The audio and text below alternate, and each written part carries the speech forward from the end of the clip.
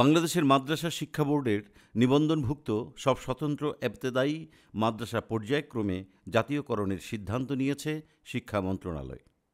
মঙ্গলবার ২৮ জানুয়ারি সচিবালয়ে শিক্ষক প্রতিনিধি দলের সঙ্গে বৈঠক শেষে একথা জানান কারিগরি মাদ্রাসা বিভাগের যুগ্ম সচিব এস.এম. মাসুদুল হক। তিনি বলেন, আপনাদের যে ৬ দফা দাবি ছিল সেই ৬ দফা দাবিসহ আরও অতিরিক্ত বেশ কিছু বিষয় নিয়ে আমরা কাজ শুরু করেছি।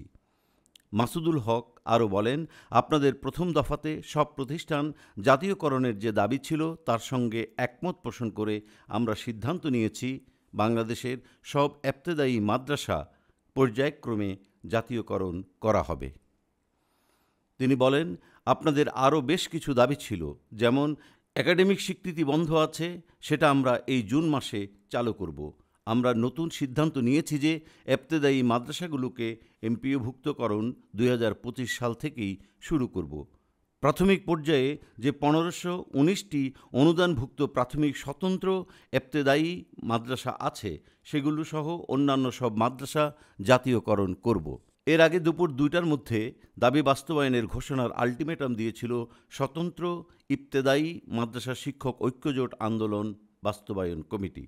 আলটিমেটাম শেষ হওয়ার আগেই সচিবালয় থেকে ডাক পড়ে তাদের। গত সোমবার ২৭ জানুয়ারি দাবি বাস্তবায়নের ঘোষণার আলটিমেটাম দিয়েছিল স্বতন্ত্র ইবতেদায়ী মাদ্রাসা শিক্ষক ঐক্যজোট আন্দোলন বাস্তবায়ন কমিটি।